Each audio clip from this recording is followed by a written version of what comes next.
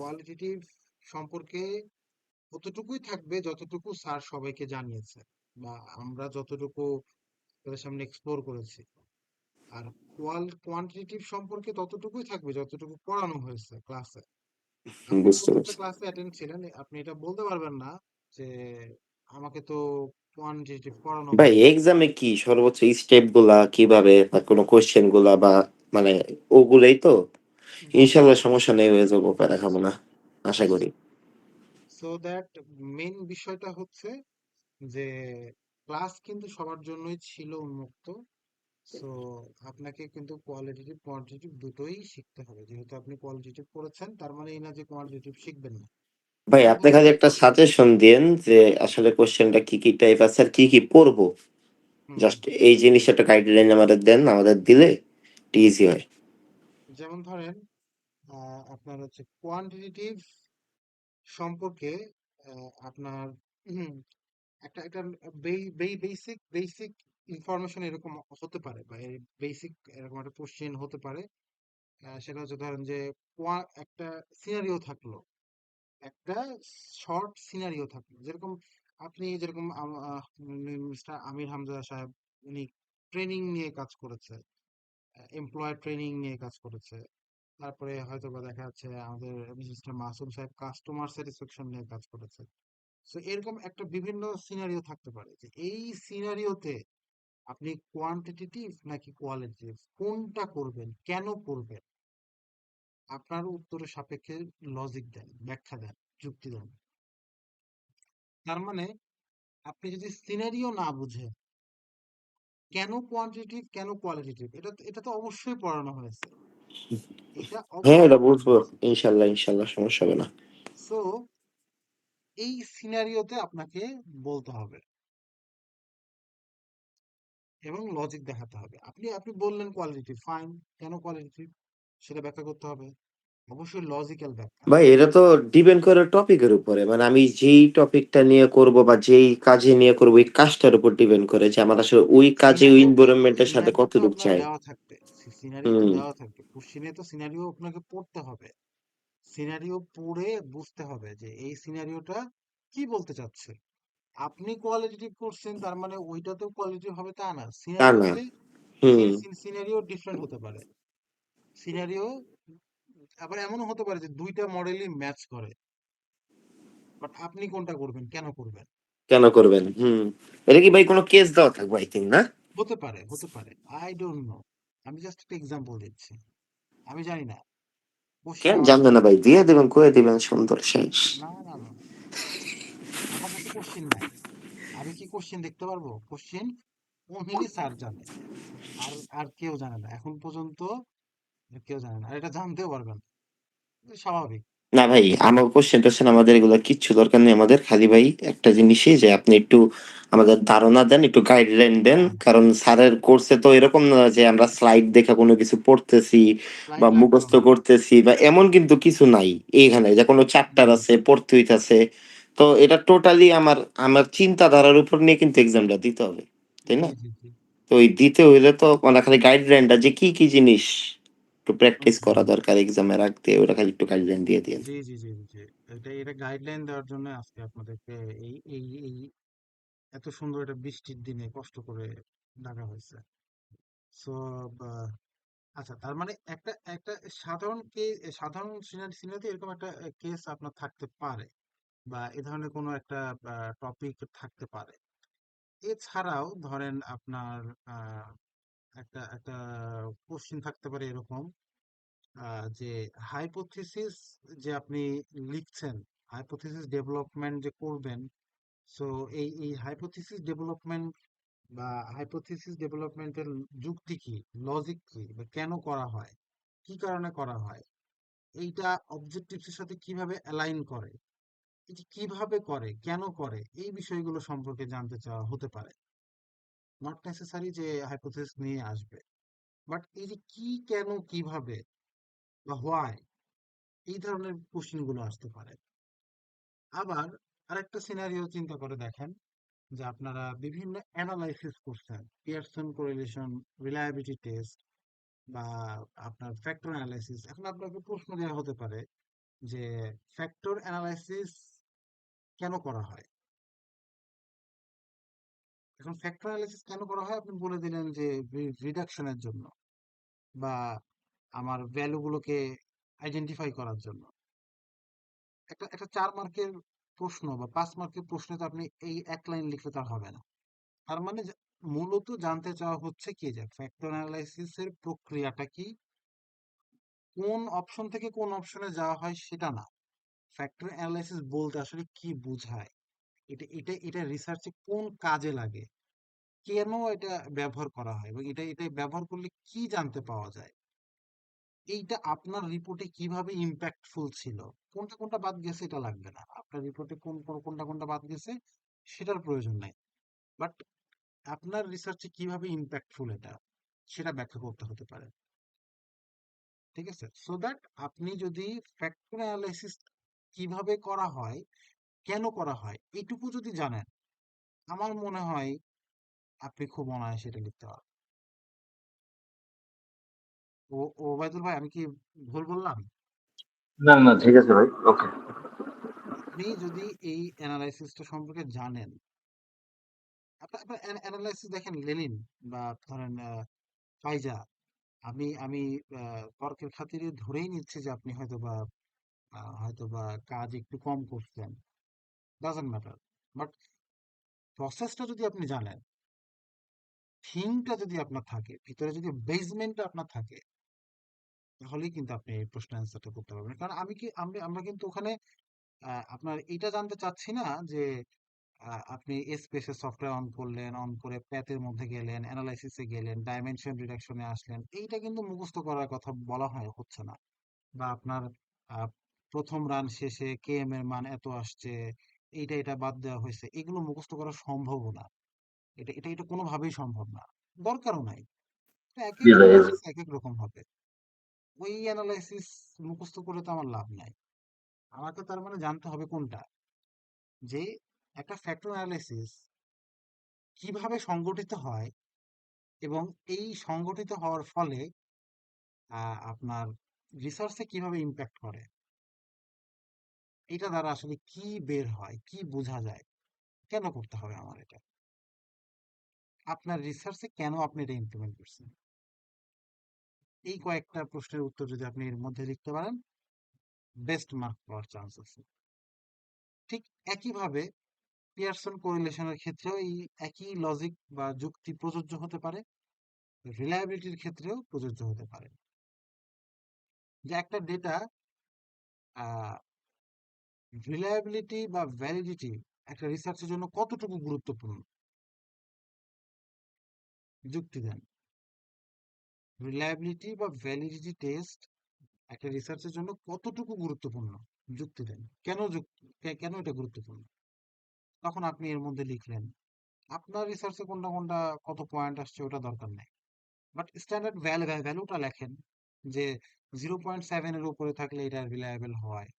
So বা এই মানের উপরে যেতে হবে, কম আসলে আমরা কি করতে পারি, এইটা যদি না থাকে তাহলে এই ডেটার কোনো ভ্যালিডিটি থাকে না, বা এই ডেটাটাকে আমরা অ্যাকসেপ্ট করতে পারি না ফর দ্য ফার্দার অ্যানালাইসিস। এই কথাগুলো লিখেন, তাহলে কিন্তু অ্যান্সারটা পরিপূর্ণ হয়।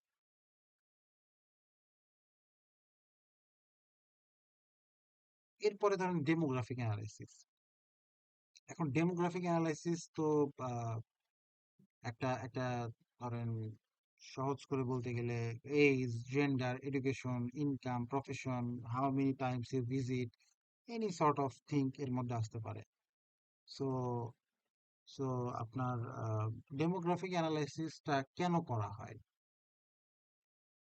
একটা রিসার্চ আমি কাদের উপরে করছি, তাদের তাদের আহ, তাদের জাতি, ধর্ম, মানে ধর্ম ঠিক না, তাদের রিজিয়ন বা তাদের আনুষঙ্গিক বিষয়গুলো সম্পর্কে জানার জন্যই তো আমি ডেমোগ্রাফিকটা নিয়ে থাকি, যে আসলে কাদের উপরে আমি করছি, সেটাও তো আমাকে জানতে হবে। আমার ধরেন মিস্টার মাসুম, উনি উনি উনার ব্যাংকের কাস্টমার স্যাটিসফ্যাকশন দেখলো। বা ধরেন মিস্টার লেলিন, উনি গার্মেন্টস ইন্ডাস্ট্রির উপরে কাজ করছে। তো 10 জন মার্কেটিং হেড অথবা অথবা 10 জন সিইওর সাথে কথা বলছে। এখন 10টা ডেটা নিয়ে আসলো। 10টা ডেটা নিয়ে আসার পরে 10টা ডেটা কার থেকে নিল? এটা কি সিইও নাকি ওই কোম্পানির একজন গার্মেন্টস কর্মী? এটার একটা ডেটা না থাকলে আমি কিভাবে বুঝবো? একজন গার্মেন্টস কর্মী কি ওই গার্মেন্টস ইন্ডাস্ট্রি সম্পর্কে বলতে পারবে? সম্ভব না। বাট একজন সিইও বলতে পারবে, একজন ওনার বলতে পারবে, একজন একজন হেড অফ দ্য মার্কেটার বলতে পারবে, হেড অফ দ্য এইচআর হয়তো বা কিছুটা জানতে পারে। সো এই ধরনের যে কি পার্সন বলা হয়, যারা আপনি যেমন যেমন ওবায়দুল ভাই বা আমির হামজা ভাই বা মাসুম ভাই, এই টোনগুলো বা লেনিনে যদি জব জব করে থাকে, আপনারা যদি এর মধ্যে তন্ময় দেবনাথ ভাই, যা আপনারা যদি জব জব লাইফে অবশ্যই আছেন বা যাবেন, তো তখন আপনি এই ইয়েটা কি পার্সন, কি পার্সন বলতে বোঝানো হচ্ছে যারা আসলে টপ ম্যানেজমেন্টে র্যাঙ্কিং এ, যারা ওই অর্গানাইজেশনকে রিপ্রেজেন্ট করে, অ্যাকচুয়ালি রিপ্রেজেন্ট করে। তো সেই সমস্ত পার্সনদের কাছ থেকে নিয়ে আসতে হবে। তার মানে এটা কিন্তু ডেমোগ্রাফিক না নিলে এটা কিন্তু রিপ্রেজেন্টেবল হবে না। আমরা বুঝতে পারবো না যে আপনি কি গার্মেন্টস কর্মীর থেকে নিলেন নাকি একজন সিইওর কাছ থেকে নিলেন। এটা বোঝার জন্যও কিন্তু আমার ডেমোগ্রাফিকটা লাগবে। এটা একটা এক্সাম্পল। এরকম আরো অনেক এক্সাম্পল দাঁড় করানো যায়। এটা আপনার মতো করে লিখতে হবে। এই এক্সাম্পল যে সব ক্ষেত্রেই সেম হবে তা না। যেমন মিস্টার আমির হামজা উনার একটা কোম্পানির উপরে কাজ করেছে। সো উনি উনি কেন ডেমোগ্রাফিক ডেটা নিলেন? উনার তো সবই কোম্পানির এমপ্লয়। উনি নিলেন এই কারণে যে আপনার আপনার কোম্পানিতে আপনি যে ট্রেনিংটা করাচ্ছেন, এই ট্রেনিংটা যারা করছে তারা কি, তারা ভালো করছে না খারাপ করছে, এটা বুঝতে গেলে আমার তাদের সম্পর্কে আগে জানতে হবে যে কতজন ছেলে, কতজন মেয়ে, অথবা তাদের বয়স কেমন, তাদের বয়স কি বেশি নাকি তাদের বয়স কম। যদি রেশিওটা 50-50 হয়, রেজাল্ট যদি ভালো আসে, তার মানে কি যে বয়সের কারণে এখানে লার্নিং এ কোনো গ্যাপ হচ্ছে না। তার মানে কি আমাদেরকে ওই জায়গাতেও চিন্তা করতে হবে, ওই জায়গাগুলোতে আমাদেরকে খুঁজে খুঁজে দেখতে হবে। আমি যতটুকু জানি উনি কিন্তু ইনকাম নেয়নি, কারণ হচ্ছে যে ইনকাম এখানে খুব বেশি ইম্প্যাক্টফুল না। কারণ ইনকাম ইনকাম দিয়ে কি হবে? সবাই তো এমপ্লয়, এবং সবাই কিন্তু ওখানে ওখানে হয়তো বা সেম সেম র্যাঙ্কিং বা সেম র্যাঙ্কিং যদি নাও হয়, তারপরেও ট্রেনিং এর ক্ষেত্রে বা ওই ট্রেনিং এনভায়রনমেন্টে ইনকাম কিন্তু খুব বেশি কাজে লাগবে না। আর একজনের ইনকাম 60,000 টাকা, তাকেও যে যে স্পিকার বক্তব্য দিচ্ছে, যার বেতন 20,000 টাকা, তাকেও সেই স্পিকারই বক্তব্য দিচ্ছে। সো এখানে তো লার্নিং ইনকাম, এখানে কোনো লার্নিং টুলস হতে পারে না, যে কারণে কিন্তু ইনকাম নেওয়া হয়নি। সো এইভাবে জিনিসগুলো সংগঠিত হয়। কতটুকু প্রয়োজন, কোনটা প্রয়োজন, এই জিনিসগুলো আপনাকে হয়তো বা শর্টলি ইলাবোরেট করতে হতে পারে। তো এছাড়াও আপনার লিটারেচার রিভিউ, তারপরে অবজেক্টিভস, এই যে অবজেক্টিভস বা লিটারেচার রিভিউ, এগুলো কেন করা হয় বা কি জন্য করা হচ্ছে, বিশেষ করে লিটারেচার রিভিউ আপনার কেন প্রয়োজন? এই যে লিটারেচার রিভিউ বলতে কি কি বোঝায়? ম্যাক্সিমাম ক্ষেত্রে আমরা লিটারেচার রিভিউ নিয়ে একটু কনফিউশনে থাকি, বা লিটারেচার রিভিউটা একটু আমরা ভুল করি, যে লিটারেচার রিভিউ মানে শুধুমাত্র গদ বাঁধা কিছু কথা লিখা, বা লিটারেচার রিভিউ বলতে আমরা এটা বুঝি যে কি বলে এটাকে, ওই পেপার সম্পর্কে কিছু লেখা, এটাই বুঝি। কিন্তু লিটারেচার রিভিউর কিন্তু এনাদার একটা পার্ট হচ্ছে গ্যাপ ফাইন্ডিং। এই গ্যাপ ফাইন্ডিং শব্দটা কিন্তু আমরা লিখি না, বা আমরা অনেকে হয়তো বা জানিও না। গ্যাপ ফাইন্ডিং কি? সহজ করে বলতে গেলে লিটারেচার রিভিউটা আপনি কেন করছেন?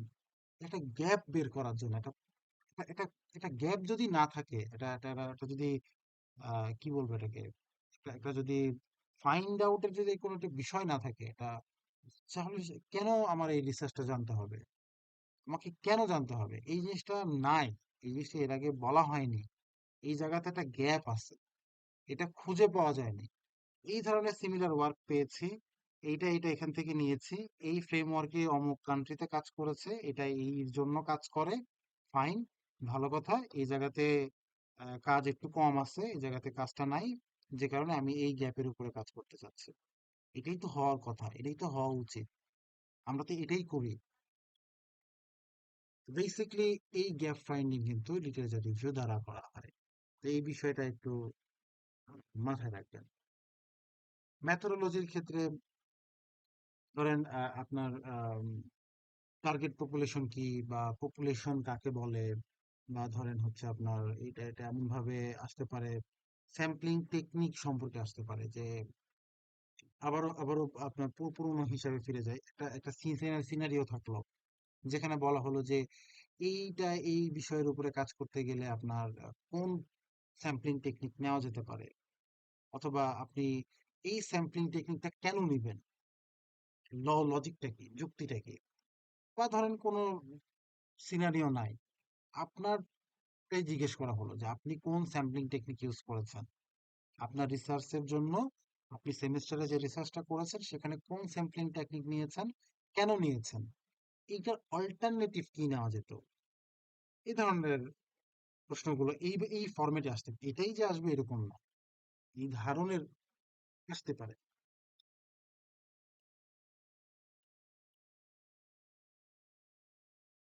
আচ্ছা, নেক্সট আপনার একটা একটা ছিল আপনাদের ওই যে রিসার্চ অনিয়ন। রিসার্চ অনিয়নের মধ্যে দেখবেন যে বিভিন্ন টুলস বলা আছে, ক্রস সেকশনাল, লঙ্গিচুয়াল স্টাডি, বা কোয়ালিটেটিভ, কোয়ান্টিটেটিভ, এক্সেট্রা এক্সেট্রা, অনেক একটা যে বড় একটা অনিয়ন ছিল, আপনি গুগল ক্লাসরুমে পাবেন। তো এখান থেকে ধরেন আপনার একটা আসতে পারে যে আসলে আপনার রিসার্চ যে ডিজাইনটা সেটা আসলে ক্রস সেকশনাল কিনা, বা লঙ্গিচুয়াল কিনা। যদি ক্রস সেকশনাল হয়, কেন ক্রস সেকশনাল, তার মানে কি আপনাকে ক্রস সেকশনাল কি জিনিস সেটা কিন্তু জেনে যেতে হবে, বা লঙ্গিচুয়াল কি জিনিস সেটা কিন্তু জেনে যেতে হবে। যদি এটা জেনে যান, বা আপনার যদি জানা থাকে, তাহলে কিন্তু আপনি লিখতে পারবেন যে আসলে কেন ক্রস সেকশনাল, কেন কোয়ালিটেটিভ, কেন কোয়ান্টিটেটিভ নয়, আর কেন কোয়ান্টিটেটিভ, এই ব্যাখ্যাটা আপনি তখন দিতে পারবেন। আর একটা বিষয় হচ্ছে যে আপনার কনসেপচুয়াল ফ্রেমওয়ার্ক, বা ধরেন হচ্ছে আপনার যে অবজেক্টিভস, এই অবজেক্টিভস সম্পর্কে একটা প্রশ্ন আসতে পারে যে আপনার এইটা আহ, যে আপনার অবজেক্টিভস গুলো যেগুলো ছিল সেগুলো আপনি লিখেন, বা আপনার এই অবজেক্টিভস গুলো আপনি হয়তো বা ব্যাখ্যা করেন ফর ইউর ভেরিয়েবল, আপনার ভেরিয়েবল দিয়ে বা কনসেপচুয়াল ফ্রেমওয়ার্ক দিয়ে এটাকে জাস্টিফাইড করেন। হ্যাঁ, অর্থাৎ তখন আপনাকে অবজেক্টিভস গুলো লিখতে হবে যে এটার সাথে এটা রিলেশন, ওটার সাথে ওটা রিলেশন, কনসেপচুয়াল ফ্রেমওয়ার্কটা আঁকতে হবে। এইভাবে জিনিসগুলো আসবে, অর্থাৎ আপনার এই যে এতক্ষণ আমি যে জিনিসগুলো বললাম, এই জিনিসগুলো সবই কিন্তু আপনার হচ্ছে ওই রিপোর্টের মধ্যে থেকে।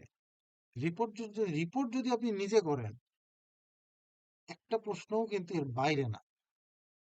আপনি আপনি ধরেন রিকমেন্ডেশন, কনক্লুশন, সামারি, হ্যাঁ, বা এক্সিকিউটিভ সামারি, এই জিনিসগুলো কেন লেখা হয় রিপোর্টে।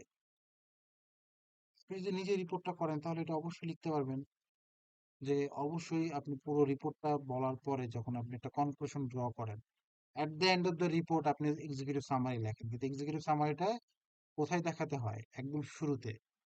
কারণ আপনার রিপোর্টটা অ্যাট এ গ্ল্যান্স পড়ে যেন কি বিষয়ে বলা হচ্ছে সেটা বোঝা যায়, এই জন্য কিন্তু এক্সিকিউটিভ সামারি লেখা হয়। এটা এটা যদি আপনার জানা থাকে, আপনি কিন্তু 2 লাইন লিখতে পারবেন। তারপরে আপনার হচ্ছে লিমিটেশনস, অর্থাৎ আপনার রিসার্চের অবশ্যই কিছু লিমিটেশনস আছে, যেটা আপনি কমপ্লিট করতে পারেননি। সেটা হতে পারে টাইম লিমিটেশন, হতে পারে স্যাম্পলিং কম ছিল, হতে পারে অন্য কোনো আপনার লিমিটেশন ছিল, এনি সর্ট অফ লিমিটেশন থাকতে পারে। সো বা এই লিমিটেশন গুলো কিভাবে রিকভার করা যেত, বা আপনার লিমিটেশন কি কি ছিল সেটা সম্পর্কে জানতে চাওয়া হতে পারে। তারপরে ধরেন হচ্ছে আপনার উম, আরেকটা বিষয় হচ্ছে মেথোডোলজি তো বললাম, অ্যানালাইসিস বললাম, হাইপোথেসিসও বলেছি, অনিয়নটাও তো কভার করা হয়েছে। আচ্ছা, সো এইগুলোই মোটামুটি আসলে বেসিকলি আসবে। তারপরেও আপনার ধরেন স্পেসিফিক্যালি কিছু জিনিস আপনি দেখে যেতে পারেন। চ্যাপ্টার ওয়াইজ আসলে ওইভাবে আপনার আমি ইন ডিটেল চ্যাপ্টার পড়তে বলছি না। তারপরে ধরেন যে চ্যাপ্টারে কিছু কিছু ছিল, যেমন রিসার্চ অনিয়নের মতো কিছু ক্লাস নোট দেওয়া হয়েছিল। অথবা ধরেন হচ্ছে আপনার আপনাদের কয়টা চ্যাপ্টার আছে ফাইনালে? আমি কিন্তু এটা জানি না যে কয়টা চ্যাপ্টার আছে। কেউ একটু বলবেন যে কয়টা চ্যাপ্টার আছে?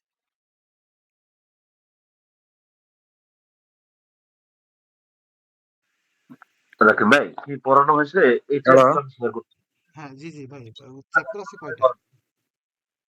প্লিজ বলেন। হ্যালো। হ্যাঁ, জি জি বলেন ভাই।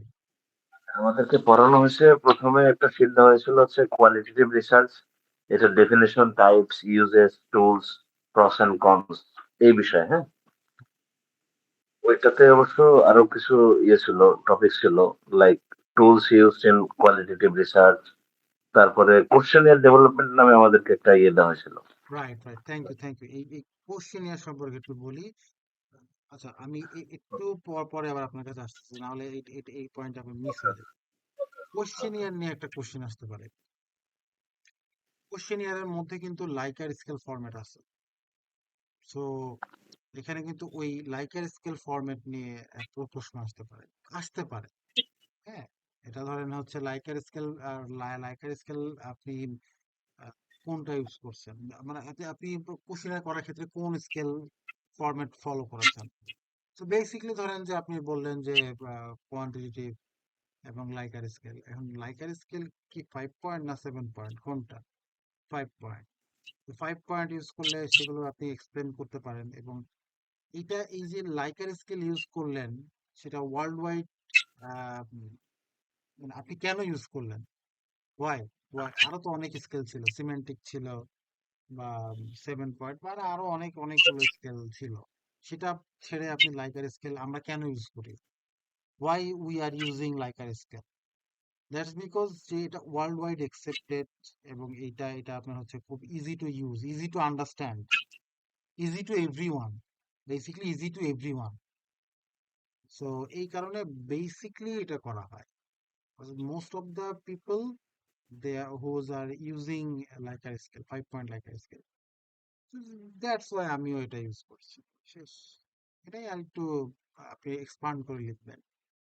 তো এইটা কোশ্চেনিয়ার থেকে কিন্তু এই ধরনের কোশ্চেন গুলো খুবই ইম্পর্টেন্ট। লাইকার স্কেল এটা খুবই ইম্পর্টেন্ট।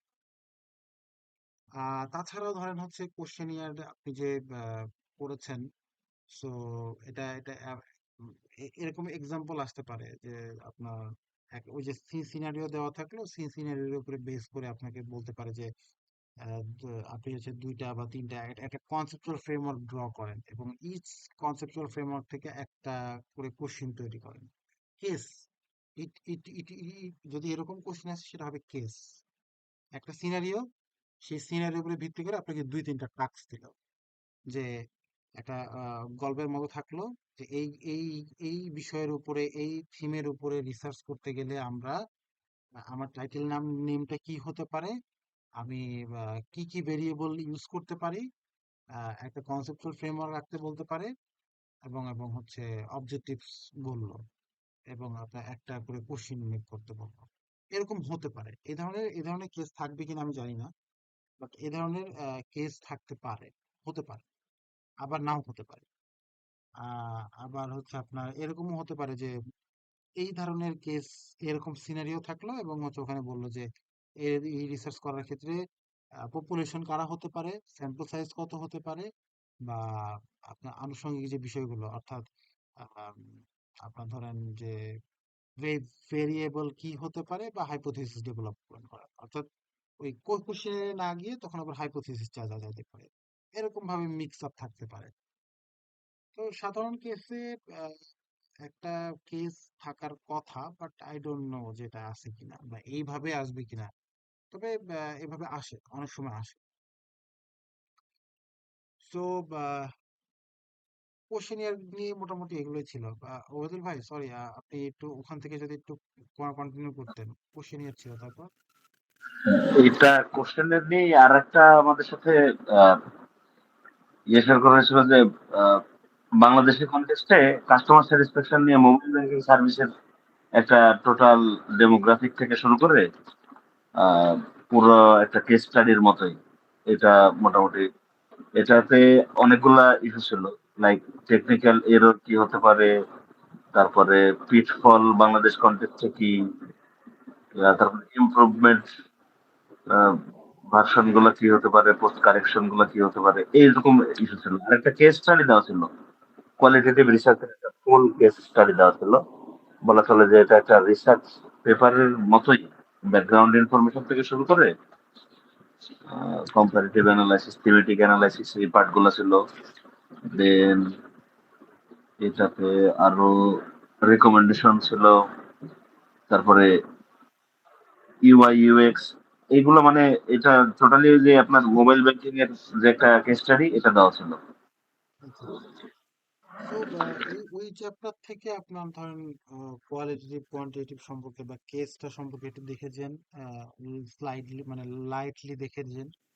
রিসার্চ ওকে, অনিয়নটা রিসার্চ অনিয়নটা একটু পড়েন, কারণ ওখান এর থেকে একটা যদি, হ্যাঁ, যদি শর্ট কোশ্চিন করে তাহলে ওখান থেকে মিনিং চাইতে পারে, যে এটার মিনিং।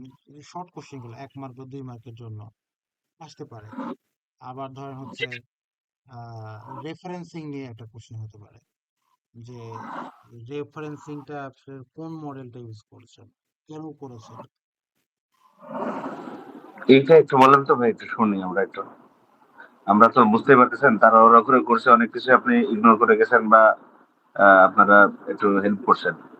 হুম। রেফারেন্সিং আমরা কিভাবে এই ধরনের কোশ্চেন আসলে আমরা করতে পারি? রেফারেন্সিংটা হচ্ছে আপনার যখন কোনো, আর মূল বিষয়টা হচ্ছে যখন আমি কোনো জায়গা থেকে কোনো ইনফরমেশন নিব, তখন আমি ওই ব্যক্তির আহ, ওই এই বক্তব্যটা কার বক্তব্য সেটা আমি লিখে দেব। অর্থাৎ আমি যখন যে ইনফরমেশনটা নিব, এইটা কোথায় থেকে পেয়েছি ওটা সোর্সটা দিব। মূলত এটাই হচ্ছে রেফারেন্স। এখন রেফারেন্সিংটা কেন জরুরি?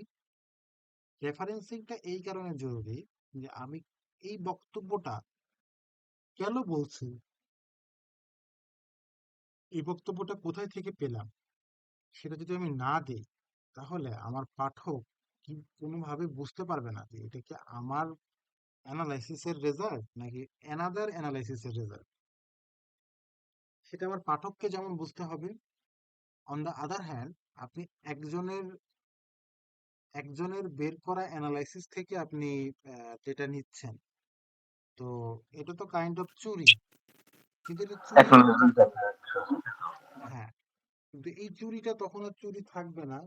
হ্যাঁ, তখন আর চুরি থাকবে না যখন আপনি তাদেরকে সেই রেফারেন্সিংটা দিবেন। অর্থাৎ আমি অমুক ব্যক্তির থেকে নিয়েছি এই কথাটা যখন বলে দিবেন, তখন সেটা আর চুরি থাকবে না।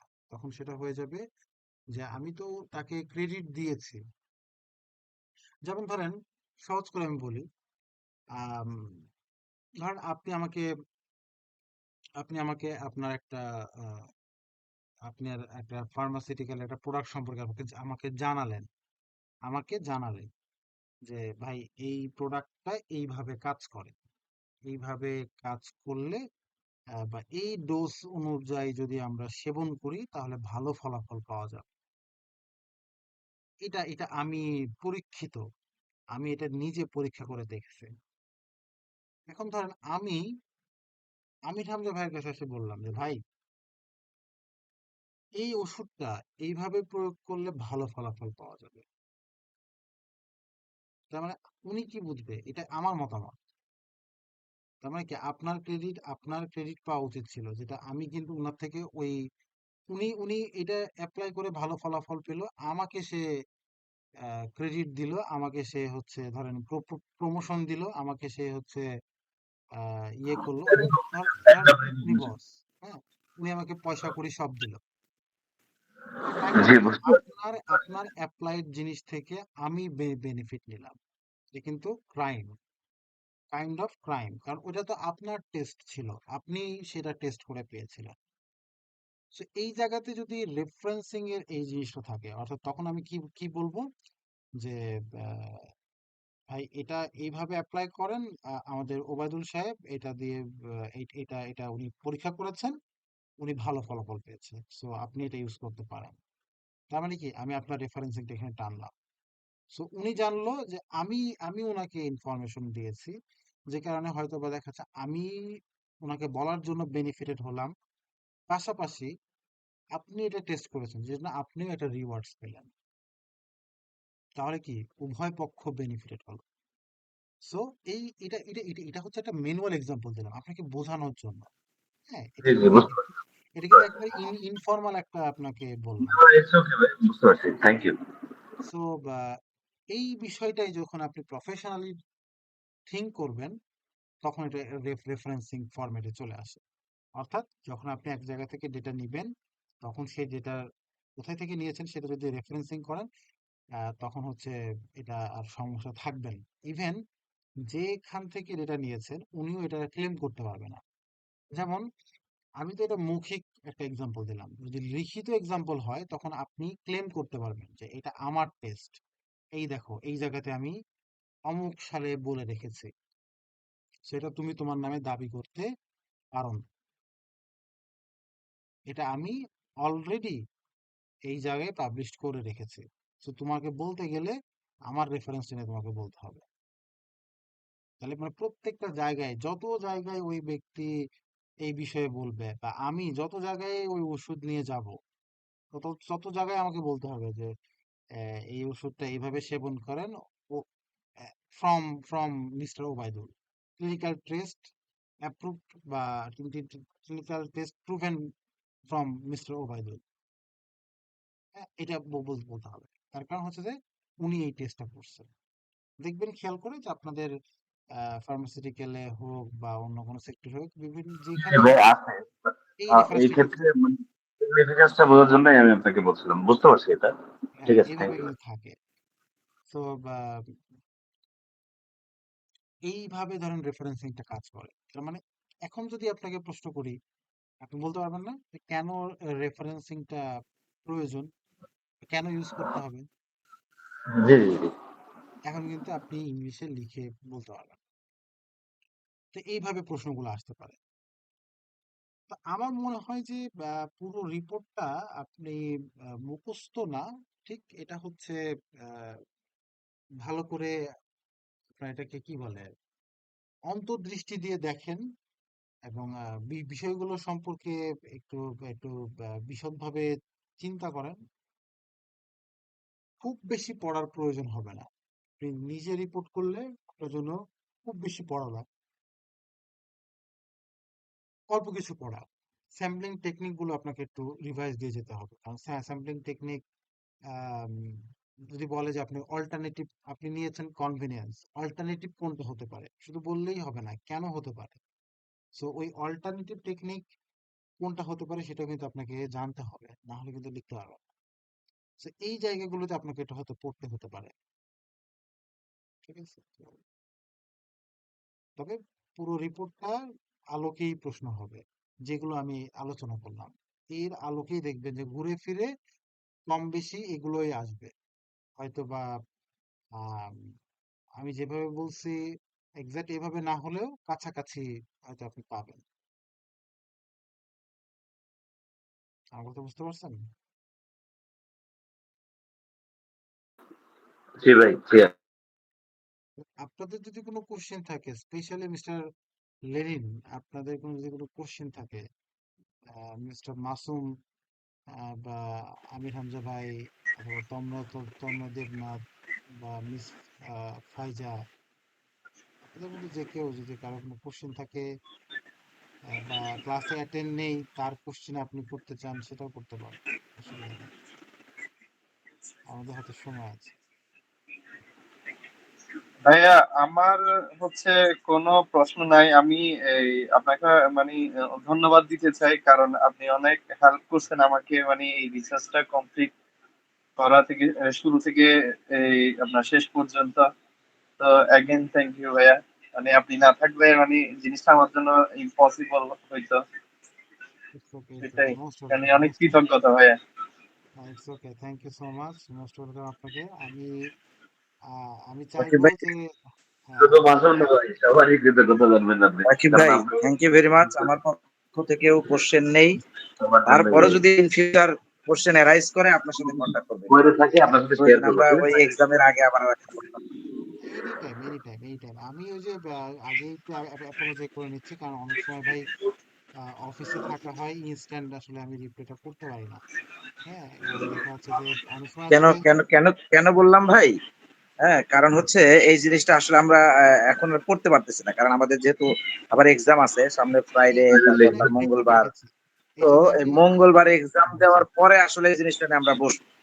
হুম হুম হ্যাঁ, আমরা দেখবো আর কি জিনিসটা। তখন হয়তো কোনো কোশ্চেন অ্যারাইজ করতে পারে। সেক্ষেত্রে হয়তো আপনার সাথে কন্ট্যাক্ট করলাম আরকি। অসুবিধা নাই, আপনি আপনি নক করবেন অবশ্যই, বাট আগে একটু অ্যাপোলোজাইজ করে নিচ্ছি যে ইনস্ট্যান্ট হয়তো বা অনেক সময় রিপ্লাই করা হয়ে ওঠে না, but I will reply, I will reply. Okay ভাই, জি। আর ভাইয়া এই তো আছে রেকর্ডটা থাকবে না ভাই? হ্যাঁ, এইটার রেকর্ড করা হয়েছে, আশা করি আহ, এটা আজকেই পেয়ে যাবে। ইনশাল্লাহ ইনশাল্লাহ। আর শুক্রবার তো ভাই বসে হইতেছি, সমস্যা নেই। ঠিক আছে, তাহলে মিস ফাইজা, আপনার কোনো কোশ্চেন? রাকিব ভাই, হ্যাঁ বলেন। না ভাই, আমি বুঝলাম সবকিছু। আপনি আমাকে একটু ওই যে আমার রিসার্চের টপিক আর ডিসার্টেশনের টপিক একই, আমি স্যার থেকে পারমিশন নিয়ে নিছিলাম। আপনি একটু হ্যাঁ চেক আপনার দেন আমাকে, মানে আমি কি, কারণ আপনাদেরকে আমি খুঁজছি, আপনাদের আপনাদের নিয়ে বসতে হবে। জি হ্যাঁ আমি ওই দিন বাইরে ছিলাম দেখে আমি আসলে জয়েন হতে পারিনি। হ্যাঁ, এখন এখন আপনি এখন একটা একটা একটা ডেট ডেট আমি দিচ্ছি, একটা ডেট দিচ্ছি। স্যার মনে হয় গ্রুপের মধ্যে বললো না যে একটা মিটিং জি করার কথা? ভাই জি ফ্রাইডেতেই দেন, তাহলে ফ্রাইডেতেই বসি না। ফ্রাইডেতে ফ্রাইডেতে আসলে কালকে ভাই, কালকে বা অন্য দিন দেখেন, খালি তাই হবে। ফ্রাইডে এক্সাম আছে তো। রাতে রাতে রাতে ফ্রাইডে আমারও আছে রাতে, ভাই এই রাতে স্যার ফ্রি নেই। ফ্রাইডেতে আসলে কতটুকু পেরে উঠবো, কারণ ফ্রাইডেতে বেশ কিছু কাজ আছে। 9টার দিকে 10টার দিকে বসি ভাই, 10টার দিকে আমাদের তো সময় নেই, মানে সমস্যা নেই। না না ঠিক আছে, আপনার তো সমস্যা নাই, কিন্তু সমস্যা তো আমার। দেখি আমি শনিবার বসি ভাই। হ্যাঁ আমি ওটা জানাবো, আপনাকে জানাবো। আপনাদের ডেজিটেশনের ডেট কবে? আহ ওই 29 তারিখ মনে হয় আমাদের ফাইনাল ড্রাফট দেওয়ার কথা। তো তার আগে মনে হয় স্যারের কাছে মেইল করতে হবে আমাদের ফাইলটা। তো স্যার এটা হচ্ছে আবার ফরওয়ার্ড করবে লাইব্রেরিতে, লাইব্রেরি মানে আমাদেরও মনে করতে হবে। তখন ওই লাইব্রেরি থেকে আমাদের ওই যে প্লেগারিজম চেক, এগুই চেক, এই চেকের আপনার রিপোর্টটা দিবে আর কি। কালকে আপনার কি, মানে কালকে আপনি বসতে হচ্ছে না, কারণ কালকে কি? ভাই কাল পরশুদিন আমার ফাইন্যান্স পরীক্ষা, বুঝছেন, ম্যাথের। তো আমি এখন তো এখনো না ঘুমায় করতেছি, বুঝছেন। কালকে সময় পাবো না এগুলাতে। নাহলে আরেকটা হইতে পারে ভাই, কালকে আপনি এটা করতে পারেন, রেকর্ডটা আমারে দিতে পারেন। কিন্তু ওখানে তো ভাই আমার প্রবলেম গুলো আর ধরতে পারবেন না, বুঝলেন নাই। এই রেকর্ড জন্যই বলছি সম্ভব না। এখন এখন আমি প্রমোশন পরীক্ষাটা দিয়ে, ভাই পরীক্ষাটা দিয়ে আইসা সাথে আপনি সাথে আপনি করি। প্রয়োজনে আলাদা বসবেন, পরে বসবেন। বাকিরা কেন আপনার জন্য পিছিয়ে যাবে? ও এটাও করতে পারেন। হ্যাঁ ঠিক আছে, তাই হবে, অসুবিধা নাই। আপনি আলাদা বসবেন, ওরা আলাদা বসবেন। তাহলে ভাইয়া এটা স্যারে তাহলে একটু বললেন। ওর আলাদা বসলেই ভালো হবে, ওরটা তো কোয়ালিটিটিভ। আমার তেমন হ্যাঁ কাজ নাই তো ভাইয়া, যতটুকু জানি। আমার কি ভাই তেমন কাজ আছে?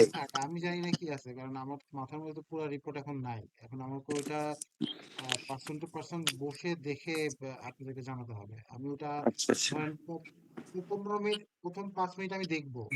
হ্যাঁ, পুরো রিপোর্টটা আমি রিভিউ করব, দেখবো। তারপরে ধরেন হচ্ছে আমি আপনাকে ফিডব্যাক দিব। আপনার কোনো কোশ্চেন থাকলে সেটা সেটা নিব, এবং কোথায় কোথায় কাজ করতে হবে সেটা বলে বলে দিয়ে আপনাকে ছেড়ে দেবো। 15-20 মিনিট করে একজনের লাগবে। ও তাহলে রিল্যাক্স ভাই, তাহলে আমি সমস্যা নেই। আমি তাহলে আমাদের আলাদা, আমি আপনার বলবো না, কলেই বসলাম, মিটে বসা লাগবে এমন কোনো কথা নেই। না না, মিটেই বসতে হবে। আপনার আমাকে তো আপনার তো দেখাতে হবে। ও মিটে আচ্ছা, বসে তো লাভ ঠিক নেই। আছে বসলাম ভাই, সমস্যা নেই তাহলে। আপনি ফ্রি হয়ে আমারে বললেন না, খালি স্যারের কাছে মেইল করার আগে। আমার তো কাজ বেশি টাইম লাগে না করতে। আচ্ছা আমি যতটুকু জানি আমার বেশি কাজ নাই, তারপরও আমি সমস্যা। কালকে ফ্রি আছেন আপনি? জি জি আগামীকালকে? আমি ফ্রি আছি। আচ্ছা, আগামীকালকে রাতের দিকে এরকম টাইমে? জি জি সমস্যা নেই। ওকে ওকে, ঠিক আছে তাহলে। মোস্ট প্রবাবলি আমরা এরকম টাইমে বসার ট্রাই করব। হ্যাঁ, আমি দেখি একটু একটু সময় নিয়ে আপনাকে আমি জানাচ্ছি। আচ্ছা মিনিটের মধ্যে আমি জানাবো। আপনাকে এমনিতে পাঠিয়ে রেখেছি ওই যে রিসার্চেরটাই তো তা একটু দেখেন। আচ্ছা ঠিক আছে, ঠিক আছে, আমি দেখবো। আর তারপরে তো আহ, উম, আমি সময়টা জানাচ্ছি। আচ্ছা ঠিক আছে। ঠিক আছে। সো আর কোনো কোয়ারিজ না থাকলে আমরা লিভ করব। আর যদি কোনো কোয়ারিজ থাকে বলেন। জি ঠিক আছে, থ্যাংক ইউ তাহলে। Thank you. ঠিক আছে, থ্যাংক ইউ সো মাচ। আচ্ছা ভালো ঠিক থাকবেন। আল্লাহ হাফেজ। ঠিক আছে, আসসালামু আলাইকুম।